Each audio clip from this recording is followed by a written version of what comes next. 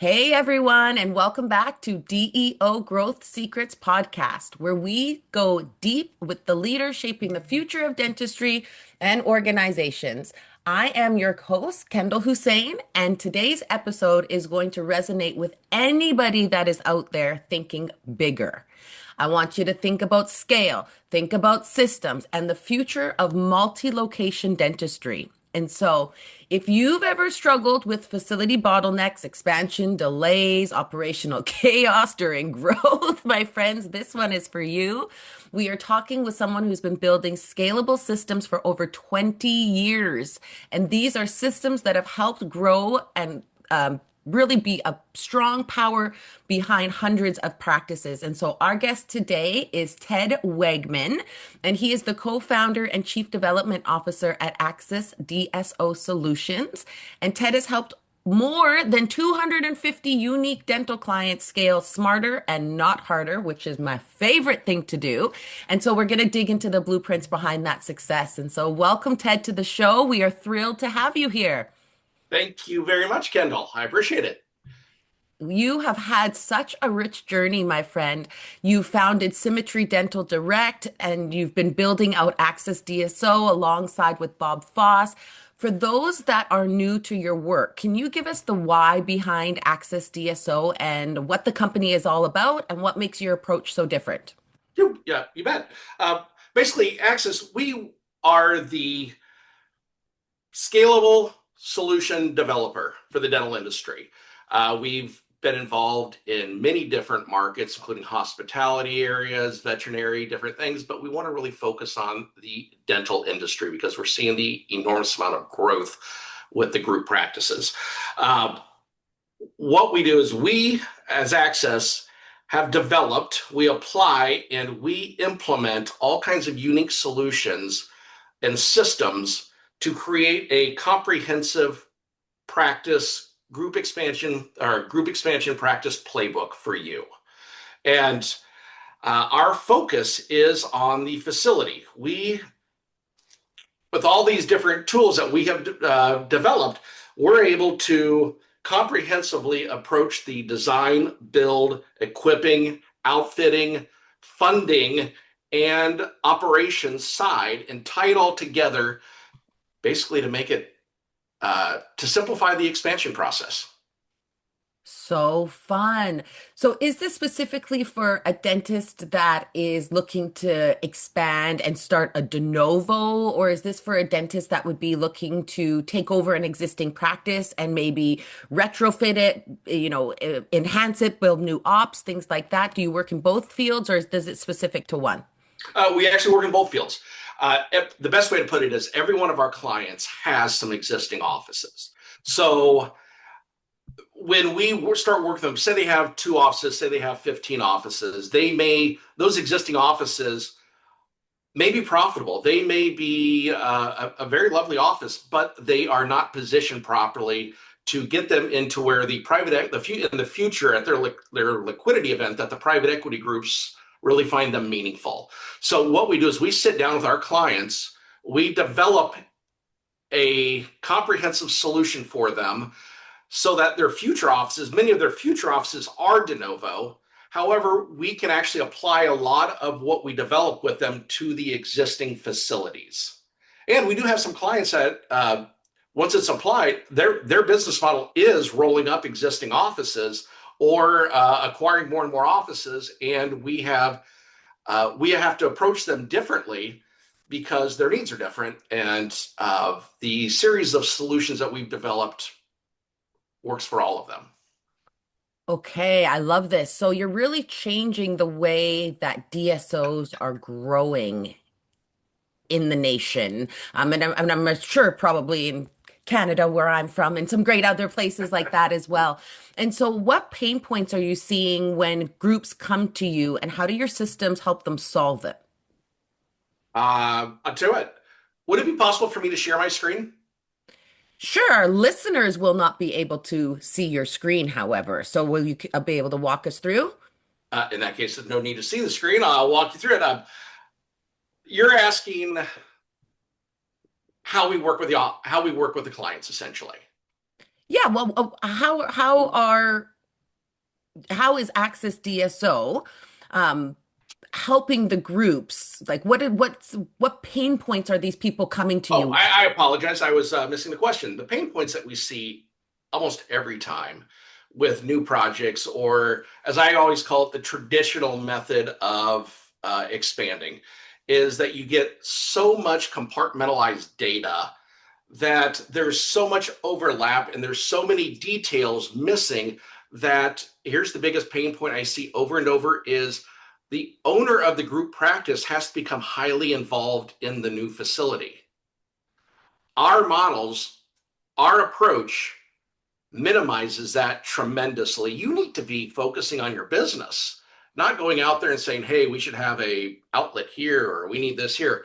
The way that we approach it, literally every decision is made before the construction process even starts.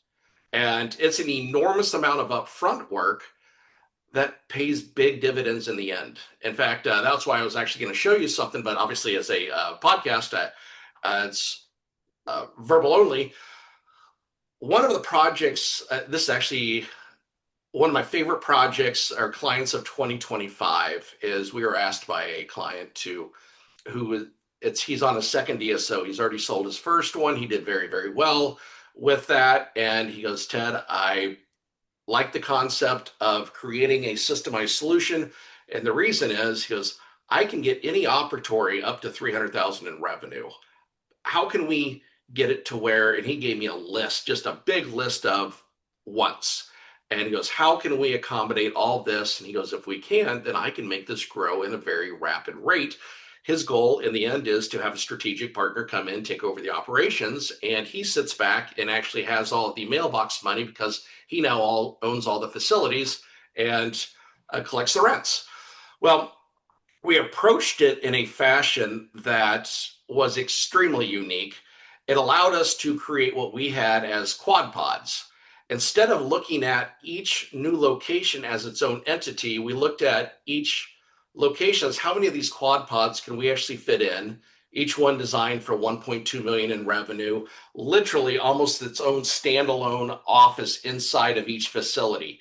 In each one of those quad pods, you'd have a doctor, you'd have an assistant, and two hygienists. They're basically in that one location, that area all day long, producing. Everything else is being brought to them. They're almost being served by other people in the facility, so that they're getting an incredible experience, and it's positioning the anybody who's actually paid on compensated on productivity. They are able to uh, produce, and it was very fun to develop, and it's actually turned from how many facilities does he want to how many of these quad pods does he need to get opened up to make it to attain his liquidity event. And it's kind of how we work is we always focus on the liquidity event first. And the one thing that all these private equity groups, if you want to maximize that, you have to focus on two major elements, and that is your EBITDA and your scalability. And the big pain point that we see these doctors hitting over and over is, like I said, they can have a wonderful office, but if it's not scalable, they're not really meaningful to who's going to be acquiring them in the future. And that's where we position them nicely. Absolutely. I'm going back to the days of my organization expanding, and man, that was painful. That was no fun. You mentioned, oh, where are we going to put the outlets? And I can't tell you how many times I walked around that practice, thinking the same thing. Where are we going to put the outlets? Where does the X-ray sensor go? What are we going to do with that? And man, oh man, it would have been such a blessing to have somebody come in and be like, okay, what is your future goals? What are you trying to achieve here? Is it that you're trying to scale and expand and sell to a dental service organization, or do you just want to convert one op into a hygiene op? Because it has such a different avenue that you're trying to get to from, like I said, converting an operatory until scaling a business so that it becomes attractive for a DSO and a partner and somebody to come in and ultimately, acquire your practice or become a partner with you. And so I'm just reminiscing, or maybe I'm having nightmares of those days where where I did that through my organization. One of the neat things with it, and I love that what you're talking about, because you can actually apply this to your past. Uh, that one client that I was talking about from 2025, obviously we don't give out people's names, but once we developed the system that he needed, what was even more interesting was he is now able to repeat. And we literally redesigned a fully integrated concept that ties together his full operations, whether it's, and what we did is we worked very tightly with the company, with Zerk, with Nicole Campion and her team over at Zerk, fantastic group. And we built a system that tied together all of the operatories in a fashion that Zerk can help him repeat. So they don't lose the systemization as they expand. Let's be honest, the larger you get, the less communication you have with the individual people, and the more they want to say, hey, this is how I do it. This is how we do it. So we want to keep it this way. This allows a systemized approach that is data driven, is trainable. And if you want to move an employee from one location to the next, it's very, very simplistic. And what was the big thing was is after we designed up each of these operatories, his cost we're actually, the standard is about what we're focusing on for him is 12 operatories, 3 quad pods in each one. Just the equipment in the operatories and sterilization alone reduced by over $150,000. That's the startup cost. That's Those are, fantastic. and that what's big is that when you tie that together with the construction, there's a lot of other efficiencies that we're able to build in. In fact, we're working with him now to take him to the next level, and that is that we are going to be doing offsite construction for his facilities. So they literally benefit from every efficiency of offsite construction, literally producing these offices in a factory and rolling them down the road. They'll be arriving as 3 separate 85-foot by 20-foot, or I can't remember exactly what the dimensions were, sections that go together and build the complete facility. And that's one other area that we bring to the table that is actually going to be reducing his cost of construction. We don't know the exact number for that, but it's estimated right now that it's probably going to be between 12 and 15% per facility. Fabulous.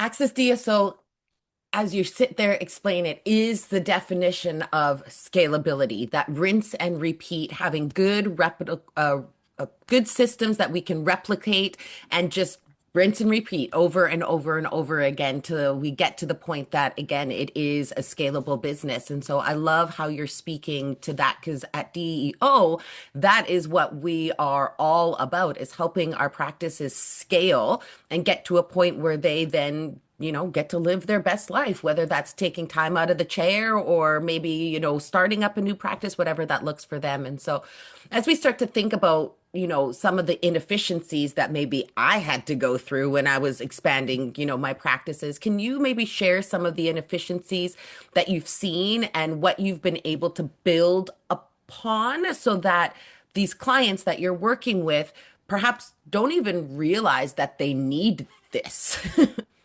The biggest inefficiency I see over and over is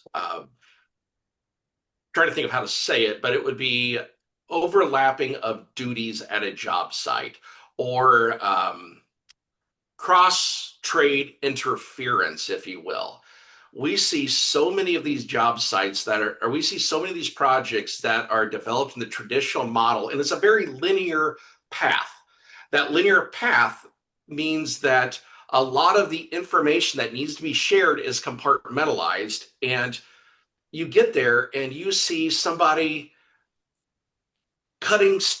You might see a cabinet person cutting out holes for electric, whereas that could have actually been developed together so that everything slides in. And think about that. Every time you have that, you have an installer out there spending an extra hour making a lot of mess. These installers don't come cheap. And if you have that times 12 each operatory, you just added a couple $1,000 just for that one little inefficiency, which we can actually develop as a comprehensive solution that even attaches with the full chase systems that we want to have in the facility. We realize that in 10 years, whether you still own it or not, there's going to be new equipment, and you are going to need those. You're going to want those efficiencies pre-built so that adjustments can be implemented, that you can have some flexibility built in. That's what we do, is we develop all of that. I love it. So I'm a dentist. I decide I want to scale my practice. I'm ready to expand. I'm thinking about future growth of potentially partnering with a DSO at one point in time. How do you begin working with that client, and what does the onboarding look like with your company? It's very simple. The startup process, let's talk for about 20 minutes on Zoom and see if our two companies are right to work together. We're not right for everybody. The type of clients that we onboard are ones that have a defined goal in mind. Doesn't mean that they know that they want to retire in 5 years or in 20 years. That's irrelevant. But they want to take the time to do the upfront work that allows them to expand easier, more simplified, more economical. And basically, call, text, email us, and let's set up a Zoom call. That is the best process, because we're not trying to bring on everybody, onboard everybody. We want to onboard the right people, and we want to um, um, basically make sure that we have the right clients, that we're able to bring the benefit to that client. So yeah, just give us a call, have a 20-minute Zoom call, go from there. I love it. All right. So now we're partnered up. We're ready to go. I'm excited. What happens from there? What's the next step? Do we sit down and create a plan? Do you talk to us about like what the inefficiencies are and what do you think some of the problems are? Walk me through what that next step would look like before we start breaking down walls. The next step is we don't want to be we are not at the point where someone says, hey, can you bid out this equipment? Can you bid this out? That's not where we want to be. That's not our client. What we want is to sit down with them. We want to analyze the staff experience that you want, the patient experience that you want. We need to know the EBITDA that you're trying to attain per facility. We want to understand, do you have a niche that you're trying to fulfill, like a concierge dentistry, or you want to be a multi-specialty facility? We need to understand that up front so that we can actually determine what the actual needs are. That is where we will actually come out. We'll sit down with you at your location anywhere in North America, sit down with you and analyze that. That usually takes a couple hours. And then we can actually, from there, we're able to put what I'll call the pitch. We'll be able to put together an idea of how we want to go about, how we want to approach it. And everybody's slightly different. And because we have some clients that want to put up 4 offices this year and some that want to put up one every 18 months. That's okay. We just need to know how to approach it to maximize the efficiencies. We literally, some of the people, if you've been to the DEO meetings, if you come by our booth, you've seen these 17-inch by 11-inch blue books that I probably have displayed on our table. That is the playbook that we're developing for each of our onboarded clients, and that is the goal, is to completely develop that before we even create and build the first office for you. Amazing. So how does Access DSO measure success? Is it the speed? Is it the cost reduction? Team alignment that gets excited about this? How do you measure that? First off, everything that you mentioned right there is part of how we measure that. When we understand someone's goal, our goal changes with that. I have one client, I had to tell her the other day, and I know her well enough that she was able to laugh at me, but she goes, what do you want me to do? And I said, go home and play with your family. It is, let us get this facility up, because every time you come in, you have a different adjustment to it. It's adding a lot of cost, when in reality, you're not going to get any value out of it. And as we always call it, how much juice are you getting with the squeeze?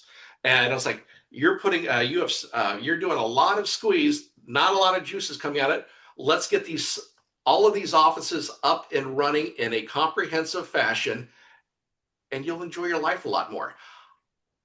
Seeing people enjoy their life a lot more is one of my favorite things. I'm 50 years old. I have three daughters.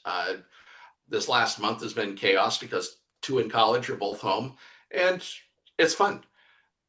I I look at that as one of the biggest aspects of seeing the success, and that means actually taking a lot off their plate and systemizing it. Uh, you know as well as I do that you're going to have pushback from people. There's no way you could implement a system without pushback. And we've seen it many, many times.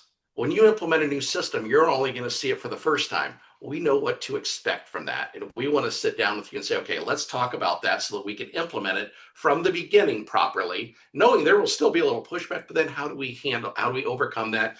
Because we've worked with you to not only get the facility up, but to also make sure that your team is using it effectively so that you can maximize your EBITDA. I love that. And we all know struggles with building, whether anybody's ever built a home or, expanded a practice, built another practice. It all sounds fun to begin with until you're, in the knee deep and in the thick of it. And so to be able to have a company like Access DSO make sure that there's a systemized plan and that we're following it and we're moving through being able to accomplish, the builds and the structure and putting things in the right areas, and also reconfiguring the office so that it has a good workflow and that we're able to maximize on the potential revenue in there, which of course maximize that revenue, cut expenses, we're going to have a good EBITDA. It sounds like a really smart place for anybody that's looking to expand to at least explore 100% just in the terms of stress reduction and time reduction. And that's what I'm all about as a coach is trying to figure out how do we get people more time so that they can spend it with their family and do things like that. And how do we create a world where we're already not stressed out even more because life is stressful. Dentistry can be stressful at times, and so taking this off of our dentist plate just sounds absolutely amazing. And there's so much innovation that's happening in the DSO world. What advancements are Access DSO working on so that our listeners can maybe have this on their radar as they're starting to think about growing and expanding and being attractive and lucrative to the DSO world? There is one thing that we are going to be releasing at the DEO meeting. I believe it's the end of April, and we have taken all the efficiencies that we've developed over the years, um, and put together a standardized approach that I can't tell you exactly what it does. I can't tell you a lot about it yet because we don't want to give away too much, but it's going to put these offices that have three, four, five facilities now, and they struggle to compete with the big enterprise groups. We have a solution that's going to come out and it's going to help level the playing field. And Oh, we're going to release it at the DEO meeting in end of April. so amazing. I'll be there listening, that's for sure. In terms of those DSOs, those smaller DSOs that have five, six, seven practices that aren't, enterprise size over here, where do you believe these smaller DSOs are underinvesting when it comes to their long-term infrastructure? Systems. It's always systems. It's 100% that we see so much people running around of like a cat chasing their tail because they might have this concept in their head that they really want, but how do you apply that, and how do you get, now that you have 50, 60, 100 employees, how do you get them all on the same page? And we have some clients that are amazing at that, at getting them all on the same page, and they have that culture developed. I think that that's the biggest part, that if you get that structured and you tie together the culture with the productivity, it it it it leads to the scalability very, very nicely. So good. You've been in this space for a long time, my friend. This building I've of got gray in this space. what's one core principle that's really stood the test of time for you in scaling systems? Uh, I would have to say start from the very beginning. You can't take a system that you want and try and wedge it into something. Or vice versa. You can't take a system and then you go to the trade show and you find something shiny and fun and you are sold on something and you try and take that and wedge it into a system. It does not work. You have to, in fact, it was actually about, oh man, it was probably 20 some years ago. I was meeting with one of the guys who built one of the largest, one of the largest DSOs in the world. And he told me a very good point. He goes, I don't care if this product is $5 or $500,000. I need to understand how it works with the entire company. And I'm like, it makes complete sense. And yeah, don't be wedging stuff into your systems. You can always Smart. add stuff to it, but you have to think it through of how it's going to affect every element. I'm so happy that you mentioned that because as entrepreneurs, we sometimes get that shiny thing syndrome. I'm sure you've heard of it, right? Where it's I've like, fallen prey to it myself many times. same. I'm probably the worst offender over here, but I'm learning over time, right? Making sure I've got my financials right so I can make some really good decisions. But we see that shiny thing and we're like, "Ooh, I want that. Yeah, this is definitely going to be the game changer I need," right? And then all it ends up doing is, disrupting the system, slowing us down, making it the wheel move, you know, slower and more clunkier instead of getting it to really move faster and be more efficient. And so, yeah, I think keeping us aligned and focused on, what is the goal? What are we trying to achieve? How do we scale this practice so that we can get to a place where we're rinse and repeating, and ultimately taking it and making it something fun and exciting and, profitable at the end of the day. So I love that.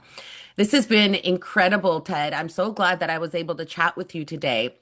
I I want, appreciate it, Kendall. Thank you very much. for sure, as I start to wrap up, I do have another question here for you, though, because I want to know if you have any advice or anything that you would share with our listeners today that are growing fast, that they, should be thinking of as they start to scale. Any last words of wisdom here? That would be call us. We put the system together. There's a good chance we can help you out. I love it. To our listeners, you just got a front row look at how infrastructure, systems, and leadership ultimately intersect in one of the most critical aspects of DSO growth. And so, Ted, I thank you again for being here, and I thank all of our listeners for tuning in. If you're scaling, planning, or just dreaming of bigger, put this episode in your playbook. Make sure you get in contact with Access DSO Solutions. Ted, what is the email address or website that they can get in touch with you at? Call me directly or email me directly, twegman at accessdso.com.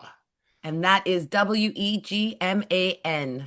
Yes, 314-497-0403. That is my direct cell phone number. And our team will take very good care of you. Listeners, you've got the phone number to the man himself, and so don't delay. Make sure you reach out, especially if you're thinking about dreaming bigger, scaling, planning. What does that look like for you in the next evolution of your DSOs? And so, listeners, until next time, keep learning, keep building, and always keep smiling.